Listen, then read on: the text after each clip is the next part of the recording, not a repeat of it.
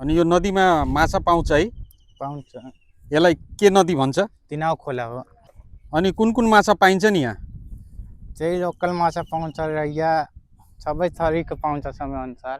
यो डोरीमा जाल बिछाउँदै गइराख्नु भएको छ। यो जाल पारीसम्मै हो लग्ने? हजुर। अनि यो दिनमा कति जति माछा चाहिँ पर्न सक्छ? अहिले त्यति समय छैन माछा पर्ने, तब पनि 3-4 किलो पर्छ एक दिनमा। अनि तपाईँ यो माछा मार्ने काममा चाहिँ कसरी आकर्षित हुनुभयो चाहिँ? यसैलाई चाहिँ पेसाको रूपमा किन अपनाउनु भयो? सुरुदेखि यही काम गर्दा गर्दा बानी पर्यो के। पहिला कसले गर्थे यो काम? अब मेरो घरमा त कोही गरे थिएन, मैले मात्रै गरेछु आफ्नो घरको। औषधि हालिदियो भने त माछा एकैचोटि चाहिँ मर्थ्यो नि त, होइन र? त्यो त एक दिनको लागि हो। यो त हमेसा मार्न पाउँछ। ए औषधि हाल्यो भने चाहिँ एक दिनमा चाहिँ पुरै माछा, नदीको माछा सखाप हुन्छ र चाहिँ एक दिन मात्रै व्यवसाय हुन्छ। त्यसको र त्यो चाहिँ स्वस्थकर पनि हुँदैन। तर यसरी चाहिँ माछा मार्दाखेरि दिनदिनै माछा मार्न पाइन्छ। हजुर। र खाने मान्छेलाई चाहिँ यो स्वस्थकर पनि हुन्छ। हजुर। यो जाल कति ठाउँमा लगाउनु पर्छ? लगभग 8-9वटा छ। ए 8-9वटा जाल लगाउनु पर्छ। अनि 8-9वटा जाल लगाएपछि एउटा जालमा चाहिँ माछा चेक गर्दै आउने हो कि के हुन्छ? जुरन्त निकाल्ने। जुरन्त निकाल्ने। तुरन्त निकाल्ने। अनि त्यसैमा माछा चाहिँ परिरहेको हुन्छ। जसले यो माछाको स्वाद पाएको छ त उही टोकरी देख्ने बित्तिकै उहाँले बोलाइहाल्नुहुन्छ।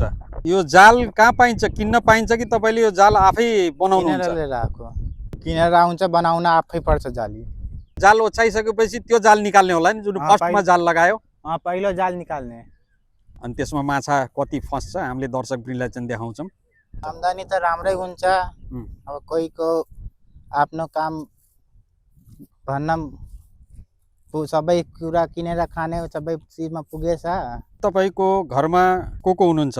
आमा, म, अरू मेरो श्रीमती, और 2टा बच्चा छ। पढिरहेछन्? पढिरहेको छ। यही व्यवसायबाट पढाउनु भयो होला नि है? हजुर हजुर। ए ल, राम्रो छ, खुसी लाग्यो।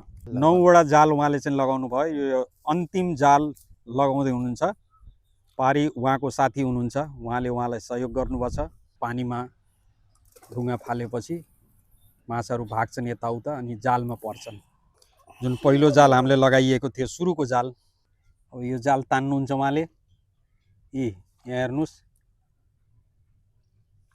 हेर्नुहोस्, एउटा माछा, 4वटा माछा यहाँ चाहिँ परेछ।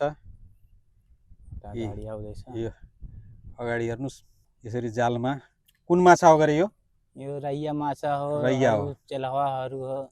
एकदम मिठो हुन्छ यो लोकल माछा हो। रैया चेलवा भनेको एकदम यसलाई फ्राई गरेर मजाले चाहिँ यसलाई खाने भने चाहिँ एकदम स्वादिष्ट माछा हो।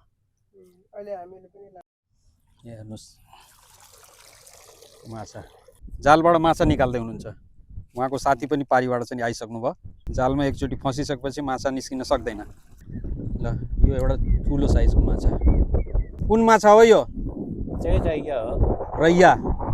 दर्शकवृन्द, आज ब्लग बनाउने क्रममा एउटा नदीको छेउमा चाहिँ आएको छु र यहाँ जालबाट माछा मार्ने काम गोविन्द भाइ र बेचुजीले गरिराख्नु भएको छ र तपाईँहरूले चाहिँ देखाइसके यो माछा मार्नलाई कति मेहनत लाग्ने रहेछ।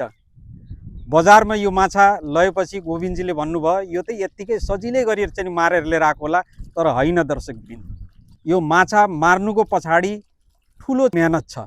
उहाँहरूले मारेको माछा चाहिँ औषधि हालेर चाहिँ मारेको माछा चाहिँ होइन, यो जालबाट मारेको छ। त्यसले गर्दाखेरि उत्तिकै यो माछा खानलाई चाहिँ स्वस्थकर छ।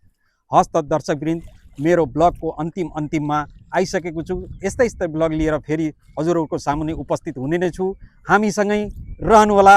नमस्ते।